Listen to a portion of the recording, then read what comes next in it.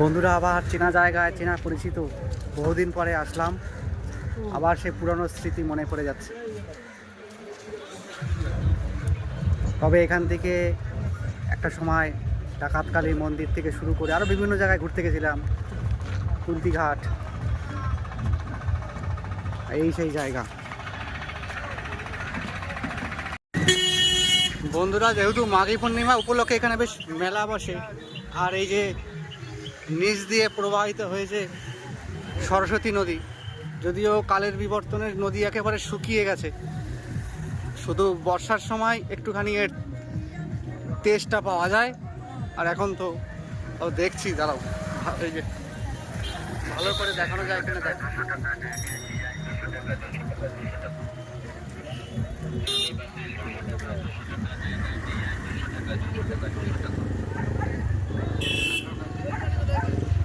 এই যে বন্ধুরা, সরস্বতী নদী, ওপারে যেতে হবে। এই যে সরস্বতী নদী। হ্যাঁ, তবে বর্ষাকালে এর স্রোত আরও বেশি। আমরা চাঁদ সদাগরের কাহিনীতে চাঁদ সদাগর তার সপ্তডিঙি নিয়ে তিনি বাণিজ্য করতেন এই সরস্বতী নদীর উপর থেকে। আর একটা সময় সরস্বতী নদীর উপর থেকেই সমস্ত বন্দর হতো, এবং এই নদীর ধার দিয়ে 7খানা গ্রাম তৈরি হয়েছিল, যার নাম অতীতে সপ্তগ্রাম নামে পরিচিত। তবে সেই গ্রামটি এখন বর্তমানে স্টেশনও আছে, আদি সপ্তগ্রাম নামে।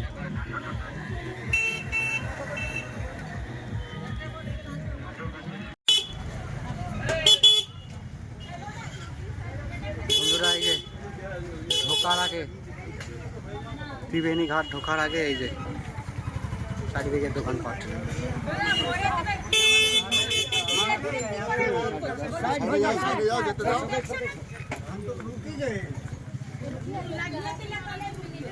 দেখো কত সুন্দর সুন্দর দোকান।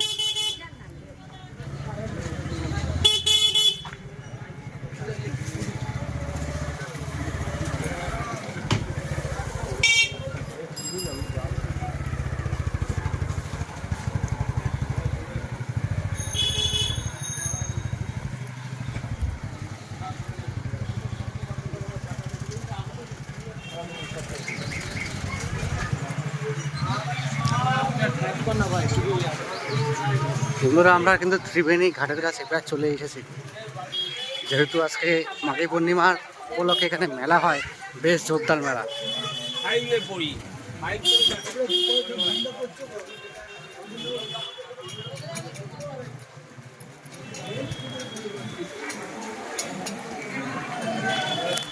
বন্ধুরা, আমরা এবার পৌঁছে গেলাম বেণীমাধব তলায়, এবং এই শিব ঠাকুরটি কবে প্রতিষ্ঠিত এর কোনো সঠিক ইতিহাস পাওয়া যায় না। এবং পিছনে আছে মা দুর্গা মন্দির।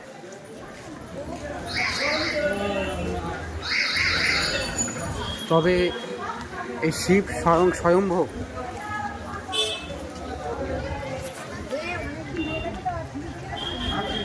এই যে দুর্গা পূজার সময় বন্ধুরা এখানে দুর্গা পূজা হয়, আমি একটু ঘুরিয়ে দেখিয়ে দিলাম। ঘাটে তো অবশ্যই যাব। এই যে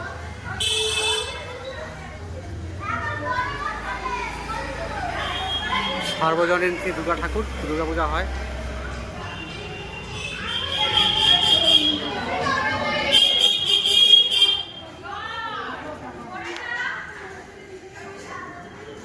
আপনারা এর আগে ত্রিবেণীর যে ভ্রমণগুলো, ভিডিওগুলো ফলো করবেন, এই জায়গাগুলি দেখানো আছে। এবং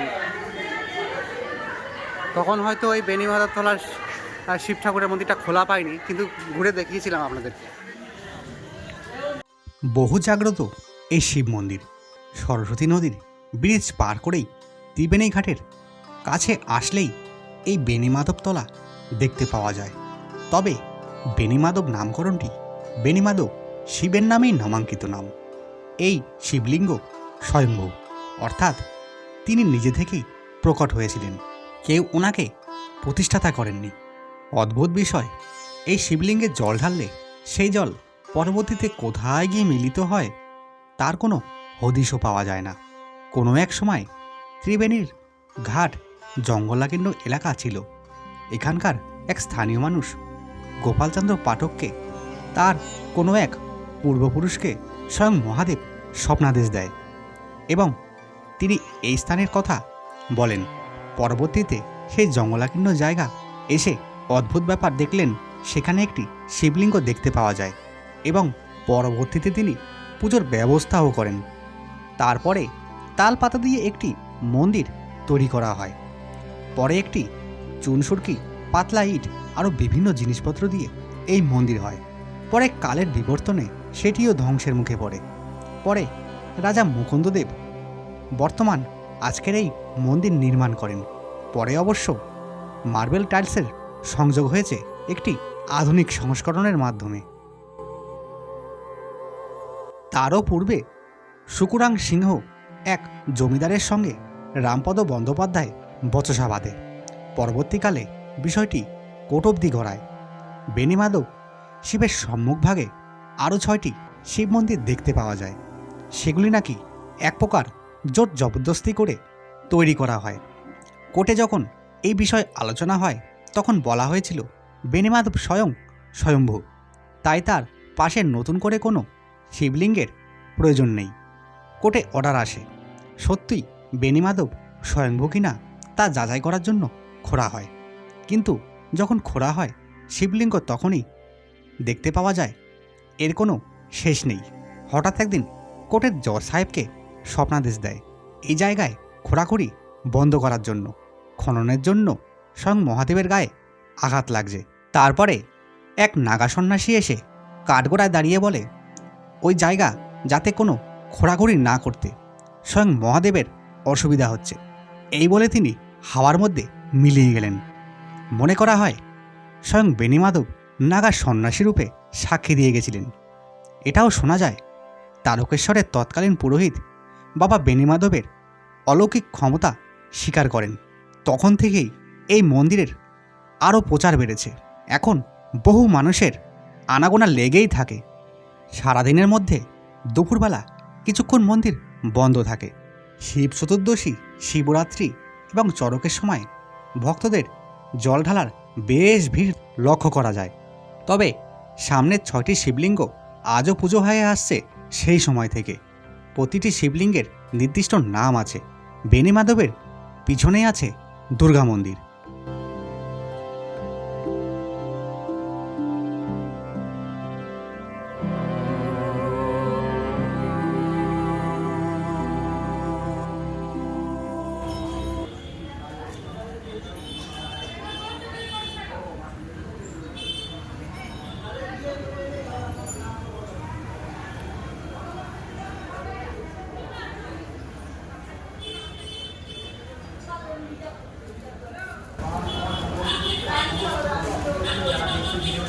তাদের ভালো রাখুন, সুস্থ রাখুন এবং সবার বন্ধুরা, বেণীমাধবতলা ছাড়িয়ে গিয়ে ত্রিবেণী গঙ্গার ঘাটের দিকে যেতে আরও বেশ কয়েকটি শিবলিঙ্গ দেখতে পাবেন এবং শিব মন্দির আছে। এটার ভিতরে জগন্নাথ, বলরাম ও সুভদ্রা আছে। জগন্নাথ স্বামী নয়নপথগামী ভবতু মে শিব শম্ভু।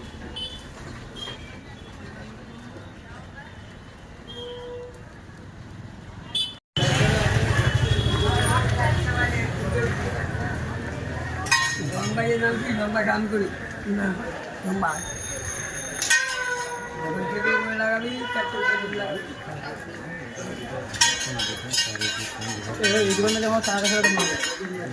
কে যেটা নেবে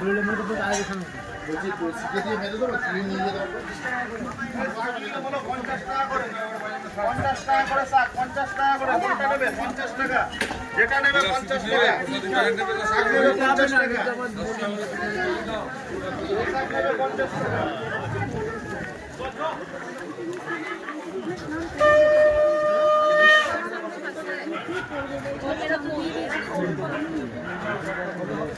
ভালো এক নম্বর শাখা হবে না কেনা আছে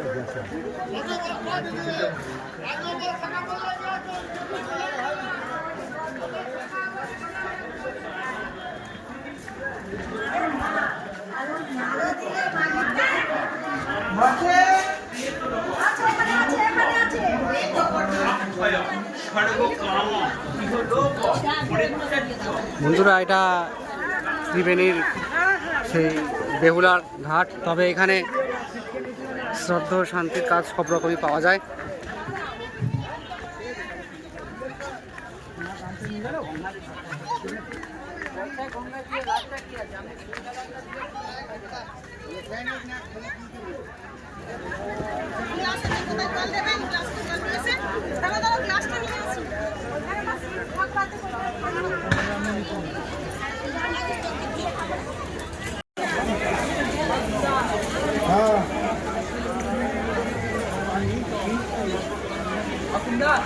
বন্ধুরা, আগের পর্বের ভিডিওতে যদি ত্রিবেণী ঘাট ফলো করেন, বেহুলার যে অর্থাৎ মুক্তবেণীর যে ঘাট, এনাকে হয়তো দেখেছেন ভিডিওতে। ইনি এই জায়গাটায় থাকেন। তবে আগে ওনাকে যেভাবে দেখেছি সেভাবেই উনি আছেন। তবে এই ঘাটের একটা বিশিষ্ট ইতিহাস আছে, আপনাদেরকে একটুখানি বাধা জানাচ্ছি। তার আগে আমি ওই নেতাধোপায়ের যে ঘাটটা, সেই ঘাটে একটুখানি আপনাদের একটু ভ্রমণ করে দেখাবো। তারপরে এই ঘাটের যে ইতিহাস, এই ঘাটটা ভাঙা ঘাট নামে কেন পরিচিত, এর বিস্তারিত ইতিহাস আপনাদেরকে জানাবো।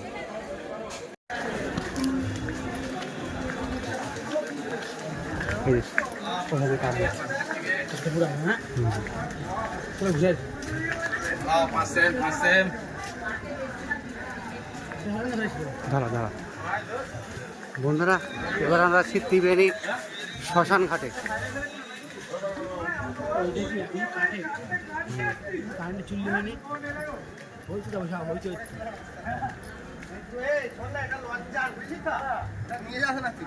লজ্জা লাগবে।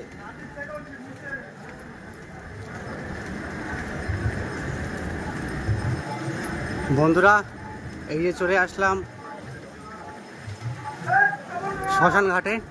এই যে রীতিমতো একটা বডি রেডি করছে। আমরা পাশ থেকেই যাই, বডি রেডি করছে। আচ্ছা বন্ধুরা,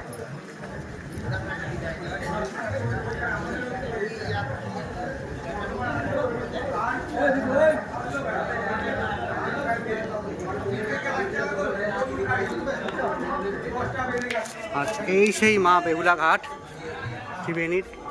বন্ধুরা,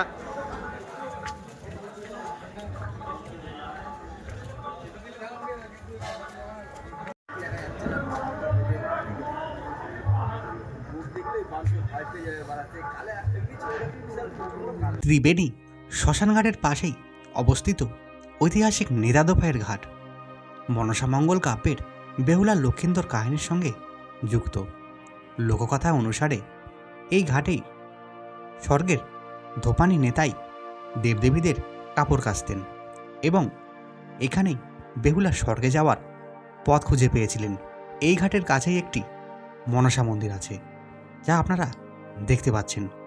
এটি একটি প্রাচীন পাথরের কাপড় কাচার পাটা আছে, যেটি রক্ষিত করা। তবে পাটাটি এখন এই মন্দিরে নেই, উঁচুতে একটি মন্দিরে রাখা আছে। কিছুক্ষণ পরেই আপনাদেরকে দেখাবো।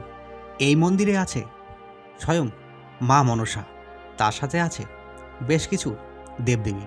এটাই সেই প্রাচীন মনসা মন্দির।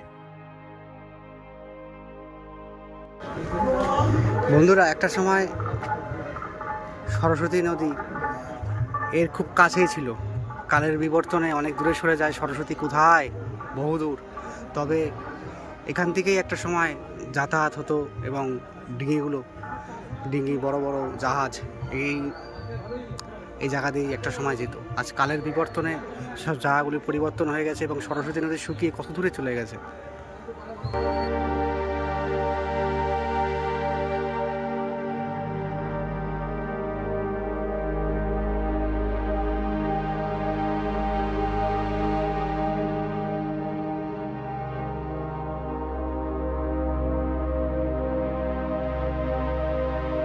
বন্ধুরা, আমার পিছনে যে শ্মশানটা দেখতে পাচ্ছেন, ত্রিবেণীর শ্মশান ঘাট, এবং এটি মুক্তবেণী, গঙ্গা যমুনা সরস্বতীর মিলনস্থল। তবে এই ঘাটে দাহ করার পর মানা হয়, জীবের থেকে যখন আত্মা বেরিয়ে যায় তখন পরমা শান্তি লাভ করে এবং তার আর এই জড়জগতে এসে যে আবার মানব শরীর ধারণ করে আবার একটি জীবন, সংগ্রামের জীবন, সেটি নাকি আর হয় না এবং তিনি পরম শান্তি বিরাজ করে, তখন এটাই মানবতা করা হয়। এই যে ত্রিবেণীর মহাশ্মশান ঘাট।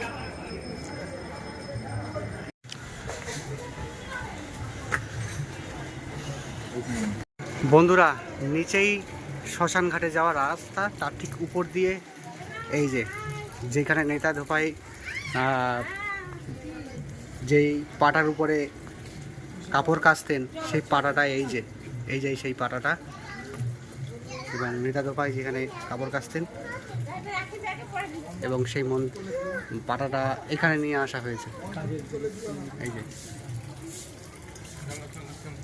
আর এখানে অনেক মন্দির আছে এবং মন্দিরে মা কালী, গৌর নিতাই, শ্রীকৃষ্ণ, হ্যাঁ ওখানে রাধা কৃষ্ণ, উপরে আরও অনেক ছবি। আর এই ফ্যানটার দিকে আবার লক্ষ্য করুন, কত পুরানো দিনের ফ্যান।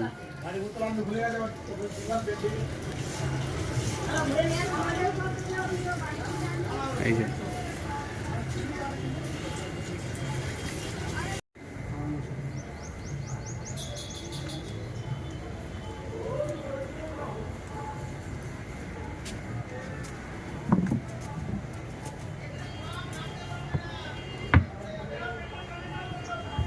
এটা খুব সম্ভবত আমার যজ্ঞ ঠজ্ঞ হয়।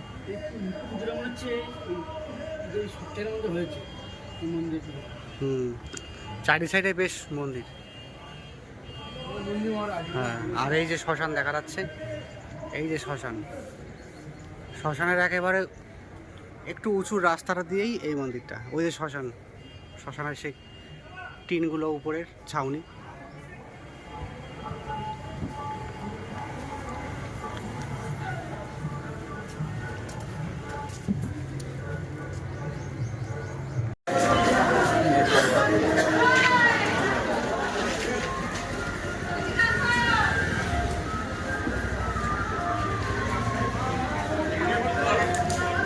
এই দেখেন ভগবান স্বয়ং বিষ্ণু। এটা কিন্তু কোনো পিকচার না, এটা একটি সিমেন্টের উপরেই কারুকার্য।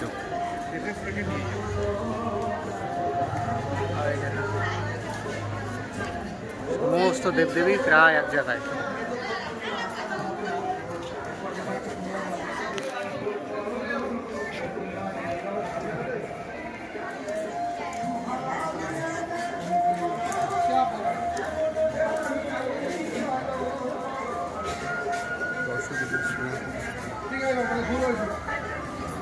আর এই যে ভিতরে চলছে এই গঙ্গার আশেপাশে তোমরা দেখলে অনেক শ্রাদ্ধ হয়, এখানে অনেক শ্রাদ্ধ, বাৎসরিক কাজ অনেকে এখানেই করেন। এই জগন্নাথ, আর এই যে ভগবান উপরে বিষ্ণুর দশাবতার, স্থাপিত 1840 খ্রিস্টাব্দ।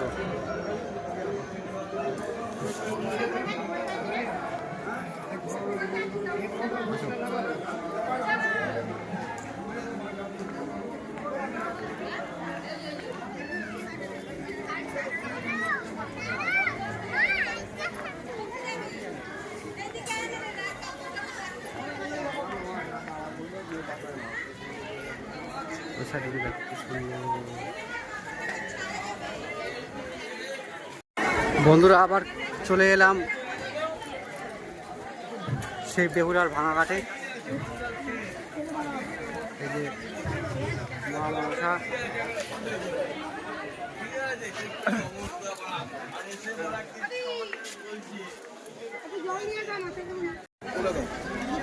এগুলো নিয়ে নাও, এগুলো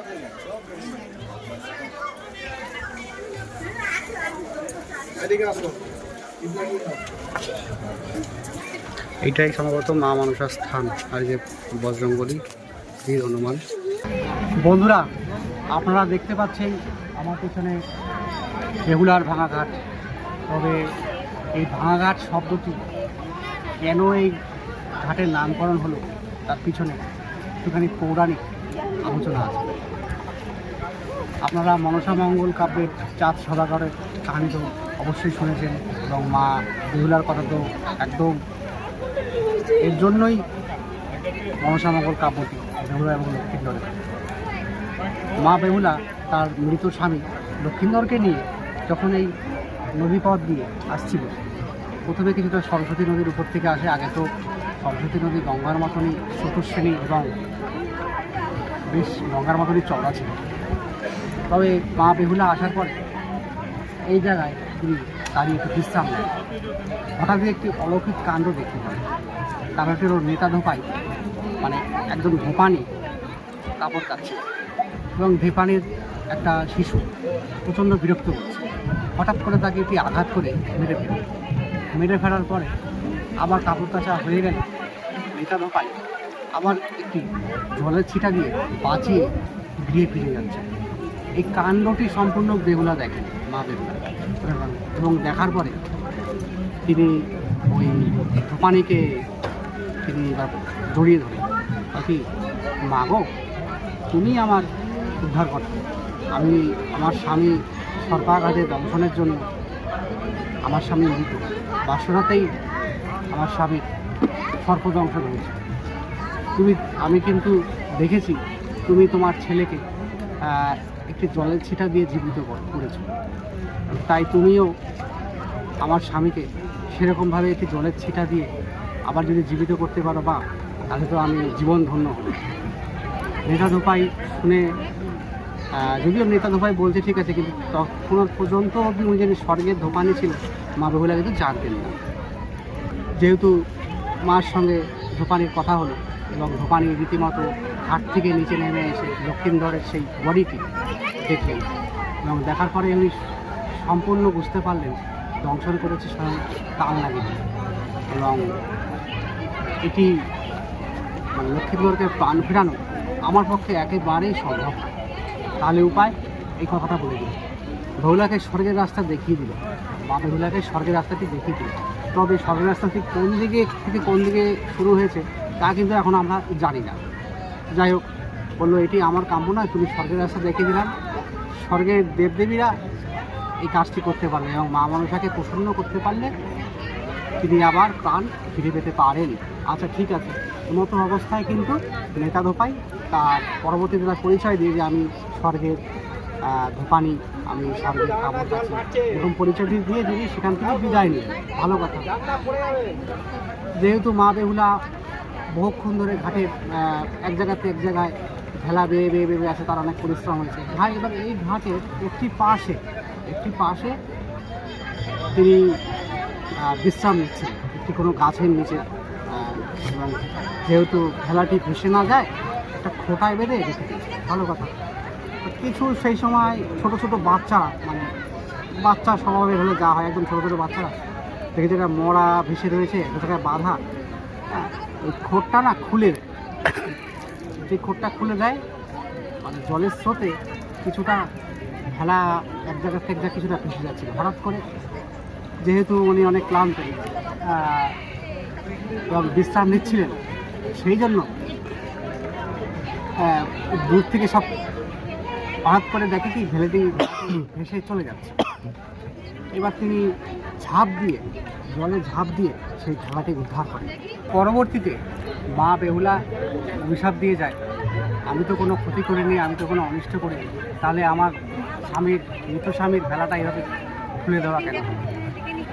এই ঘাট আজীবন ভাঙাই থাকে এবং সত্যি একটি অপরূপ কাণ্ড। এই ঘাটটি যতবার ইঞ্জিনিয়ার এসে ঠিকঠাক করে গেছে, ঠিক 1 থেকে 1.5 মাস পর ঘাটটি আবারও ভেঙে গেছে। এই ঘাটটি কিন্তু সঠিকভাবে আর রিপেয়ার হয়নি, যদিও হয়নি শব্দটি বলা যাবে না, বহুবার চেষ্টা করা হয়েছে, কিন্তু সেই অভিশাপের পর থেকেই মানে এরকম একটি মান্যতা করা হয়। সেই অভিশাপের পর থেকেই এই ঘাটটি আজও এইভাবেই ভাঙা হয়ে পড়ে আছে। তাই ঘাটটির নাম ভাঙা ঘাট, বেহুলার ভাঙা ঘাট। তবে তিনি সেখান থেকে পরবর্তীতে আবার এদিক দিয়েই মানে চলে যান, এদিকে যাত্রাপথ তিনি করেন, আরও সামনের দিকে যান, অর্থাৎ কলকাতার দিকে উদ্দেশ্য তিনি করেন। এবং আমরা মাঘী পূর্ণিমার উদ্দেশ্যে এখানে এসেছি, মাঘী পূর্ণিমা। আর এই পারে সম্ভবত কল্যাণী মাঝের চর, একটা সময় আপনারা দেখেছেন কুম্ভ মেলা হয়েছে, এবং এখানেও বেশ একটা মেলা প্রকৃতির হয়। আর ওপারে চাকদায়ও নাম শুনেছেন আপনারা, আমরা জন্মস্থান চাকদা রাজনগর ঘাটেও বেশি মাঘী পূর্ণিমার জমজমাট মেলা হয়। আর এটা হচ্ছে বেরুলার ভাঙাঘাট। এখানে তো সবসময় একটা জনস্রোতের ভিড় আছেই। সাইডে শ্মশান, আপনারা কিছুক্ষণ আগে দেখলেন শ্মশানে যারা স্নান ফান করে, প্লাস গঙ্গা স্নানের যে ভিড়, প্লাস মাঘী পূর্ণিমার পূর্ণতিথি, সব মিলিয়ে এখানে কিন্তু বেশ একটা জমজমাট পরিবেশ। বন্ধুরা, আমরা রয়েছি ত্রিবেণী বাঁশবেড়িয়া পৌরসভার সেই বিখ্যাত রঘু ডাকাতের কালীবাড়ি। এই যে গেটের প্রবেশের মুখেই দেখবেন সেই ডাকাত দলের সে স্ট্যাচু করা আছে, তবে সেগুলো সিমেন্টেরই। আমরা রঘু ডাকাত বলে থাকি, তবে এটি সম্পূর্ণ স্থানটি রঘু ডাকাতের ভাই বুধ ডাকাতের।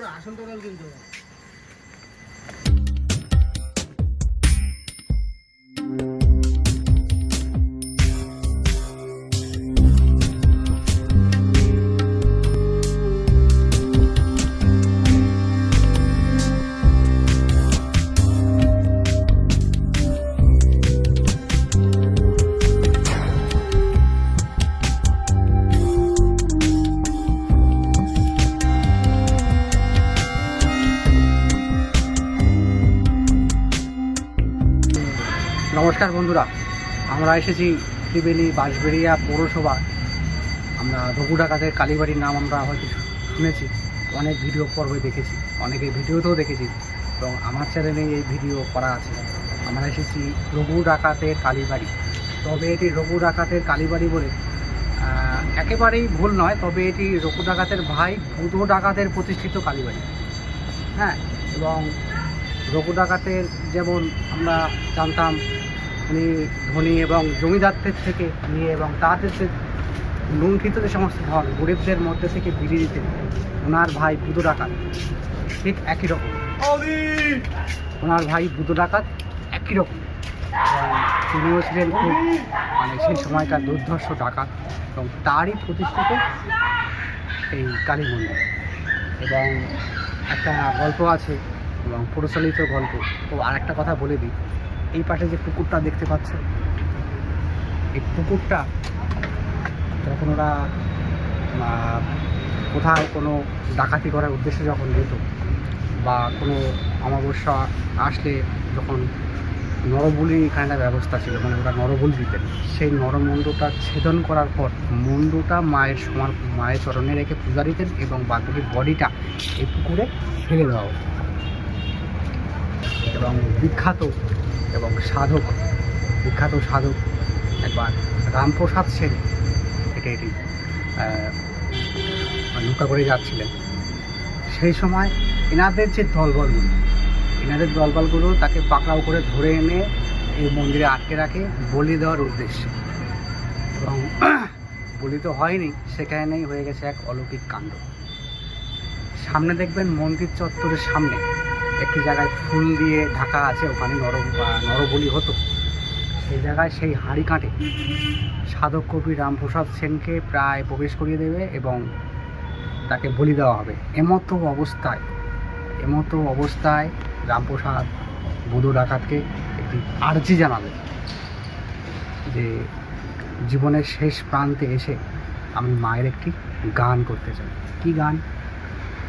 ওই সেই বিখ্যাত রামপ্রসাদী গান, তিলেক দ্বারা ওরে সমন বদন ভরে মাকে ডাকি, বিপদ কালে তিলেক দ্বারা ওরে সমন বদন ভরে মাকে ডাকি, তিলেক দ্বারা ওরে সমন বদন ভরে মাকে ডাকি।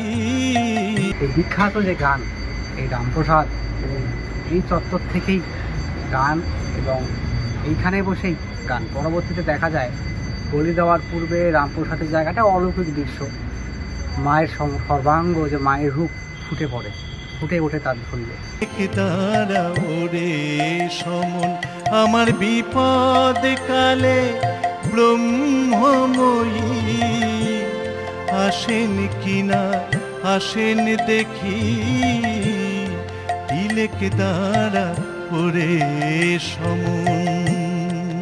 এবং ডাকাতেরা ভুল বুঝতে পারে এবং তাকে ক্ষমা করে দিয়ে এই রাত্রিটুকু হয়তো এখানে থাকেন, পরবর্তী সকালবেলা তাদেরই লোকজন, ডাকাতদের লোকজন তাকে তার বেশ কিছু অর্থ, চাল এই সমস্ত দিয়ে তাকে তার বাড়ি পৌঁছে দেওয়ার ব্যবস্থা করেন।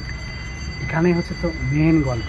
এবং ডাকাতটা রঘু ডাকাতের কালীবাড়ি, রঘু ডাকাতের কালীবাড়ি আমরা বলি, কিন্তু এই জায়গাটা রঘু ডাকাতের ভাই বুধো ডাকাত এবং ডাকনাম বা ছদ্মনাম বিষে ডাকাত বলে আমরা পরিচিত। এবং সেই বিষে ডাকাতেরই এই ডাকাতকালী মন্দির মা সিদ্ধেশ্বরী রূপে পূজিতা। আমাদের পশ্চিমবাংলায় বিভিন্ন জায়গায় যত ডাকাতকালী মন্দির আছে, হ্যাঁ, কয়েকদিন আগে আমি চাকদাহের ডাকাতকালী মন্দির ঘুরে এসেছি, ভিডিও আসছে। এবং এটিও মা সিদ্ধেশ্বরী, চাকদা যেটি আছে সেটিও মা সিদ্ধেশ্বরী, বনগাঁ সাতভাই কালীতলা বিখ্যাত ডাকাতকালী মন্দির সেটিও মা সিদ্ধেশ্বরী, কাঁচরাপাড়া হালিশহর এখানেও মা সিদ্ধেশ্বরী, বলাগড়ের বা বলয় পীঠ, হ্যাঁ ওটা উপপীঠ বলে আমরা চিনি, ওইটাও মা এখন মা সিদ্ধেশ্বরী। আমাদের চাকদার ওপাশে রানাঘাটের রানা ডাকাত যিনি এই কালী পুজোটি করতেন সেটিও মা সিদ্ধেশ্বরী। অর্থাৎ আমাদের বঙ্গে এবং তারকেশ্বর রুটে যেতে ওখানে একটা কালী আছে, তিনিও মা সিদ্ধেশ্বরী রূপে পূজিতা। এবং আমাদের পশ্চিমবাংলায় বহু সিদ্ধেশ্বরী মন্দির আছে, প্রতিটি ডাকাতের হাতেই প্রতিষ্ঠিত, তার মধ্যে এটি অন্যতম। আর মজার বিষয়টা কীরকম, ডাকাতরা চলে যাওয়ার পরেও বেশ কিছু বছর এই জায়গাটা সমগ্র এক সাধু মাই বলা চলে, হ্যাঁ। এবং সেখানে তপস্যা করে তারপরে তোমার অনেক রকম ধ্যান জপ থপ করে। এবং তিনি আবার যে কোথায় চলে গেছেন তার কোনো হদিশ পাওয়া যায়নি, কোথার থেকে এসেছিলেন আবার কোথায় যে চলে গেলেন তার কোনো সঠিক ইতিহাস পাওয়া যায় না। তবে তার অনুকরণেই এই স্থানটি, এই দেখবেন লেখা আছে সাধু মায়ের আসন। এই সাধু মায়ের আসন ওনার নামকরণেই করা হয়েছে। আমরা আস্তে আস্তে মন্দিরের ভিতরে প্রবেশ করব এবং মায়ের পূজা হচ্ছে, মায়ের পূজাটাও আপনাকে আস্তে আস্তে তুলে ধরবো, দেখাবো। আর সেই সময়কার এই সেই বটবৃক্ষ, সেই সময়কার এই যে বট গাছটি দেখতে পাচ্ছেন, যেটা কিন্তু সেই আমলেরই বা তার আমলেরই আগে।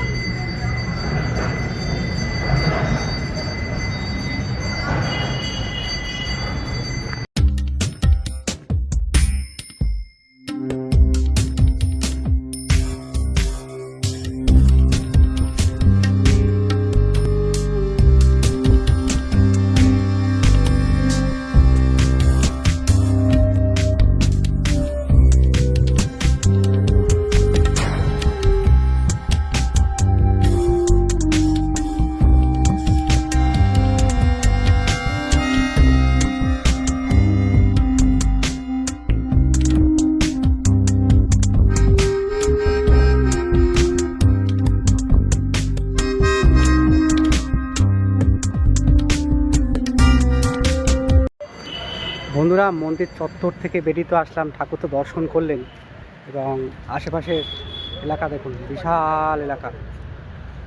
এই জায়গাটা যখন বাৎসরিক পুজো হয় তখন এই জায়গাটি লোকজন থাকে, বসে, হ্যাঁ, এবং প্রসাদের একটা ব্যবস্থা করা হয়। আর মায়ের একটা অপরূপ একটা কথা বলি, সব মন্দিরে যাবেন মায়ের হাতে কিন্তু খাড়া দেখতে পাবেন, এই মন্দিরে কিন্তু কোনো মায়ের হাতে খাড়া নয়, এখানে কিন্তু তরবারি দেখতে পাবেন। কিন্তু তার পিছনে এবং রঘু ডাকাতরা যেই সময় ডাকাতি করতেন সেই সময়কার সেই তরবারি কিন্তু একটি মায়ের হাতে দেওয়া আছে বা প্রতিষ্ঠিত করা আছে। এবং এই মূর্তিটি সেই সময়কার থেকেই কিন্তু আজকে কালকে পরিবর্তন করা হলো, নতুন মূর্তি আনা হলো, প্রতি বছর পাল্টানো হলো, কিন্তু সেটা সেই মূর্তি নয়, এটি কিন্তু এখানে চির প্রতিষ্ঠিত এই মূর্তি। তবে এরকম একটি ঘটনা আছে, একবার বুধো ডাকাত ডাকাতি করতে যায়, ডাকাতি সময় সে একবার ধরা পড়ে যায় এবং প্রচণ্ড জখম হয়। তাদের যে সাগরেবগুলো ছিল সেই সময়, এবং কিছু তাদের সাগরেবদের দিয়ে বুধো ডাকাত নিজে মেরে ফেলে। এবং মেরে ফেলার একটাই কারণ, তাদের যদি ধরে ফেলা হয় তাদের সমস্ত গোপন তথ্য ফাঁস করে দেবে, সেরকম একটি ভয় ছিল। এবং এই জন্য বুধো ডাকাত সেই সমস্ত সাগরেবদের প্রায় মেরে ফেলেছিলেন এবং তিনিও ভয়ঙ্করভাবে জখম হয়েছিল। পরবর্তীকালে বুধো ডাকাত এই মন্দিরে এসে মায়ের একটি প্রায় হাত কেটেই ফেলে। তারপরে সকালবেলা যখন হয় সে তার ভুল বুঝতে পারে এবং রাগের কারণ একটাই, মা তোর এত পূজা করলাম, এত কিছু করলাম, তাও আমাকে তুই জয়ী করলি না। সেই দুঃখেই একটি অঙ্গচ্ছেদ করে। পরবর্তীতে তিনি যখন তার ভুল বুঝতে পারে, তিনি সেই সময় পরবর্তীতে তিনি আবার ওই জায়গাটি আবার পুনর্নির্মাণ করে ব্রাহ্মণ ডেকে আবার মূর্তি প্রতিষ্ঠাতা করেন। এই হলো মায়ের মূল বৈশিষ্ট্য।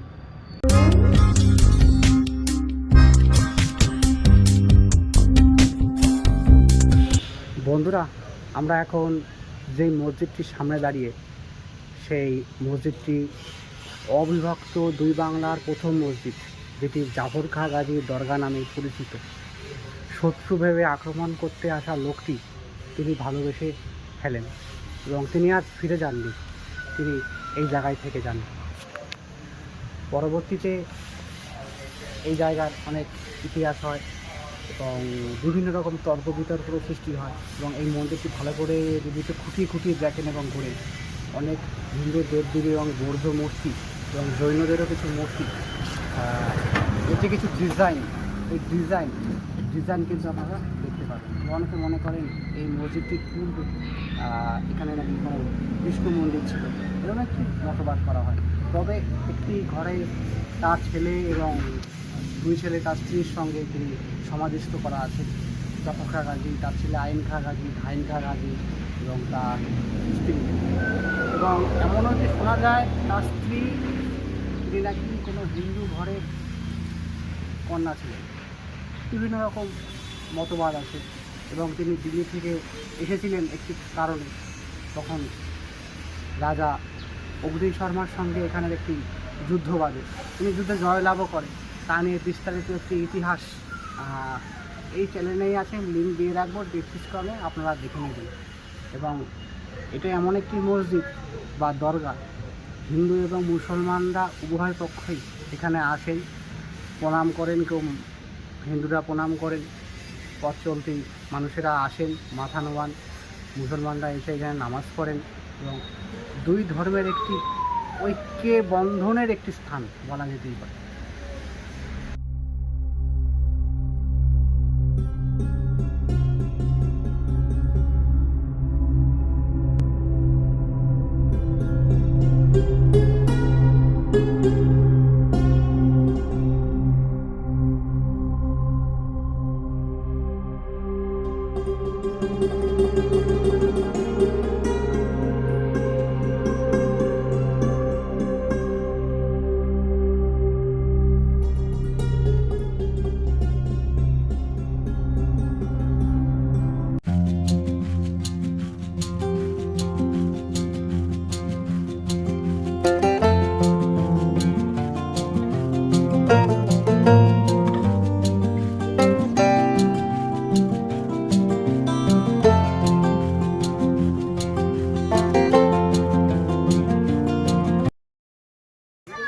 বন্ধুরা, এই ঘাটটা কিন্তু জাফর খাঁ গাজীর দরগা ঠিক একটু আগে উল্টো দিকে।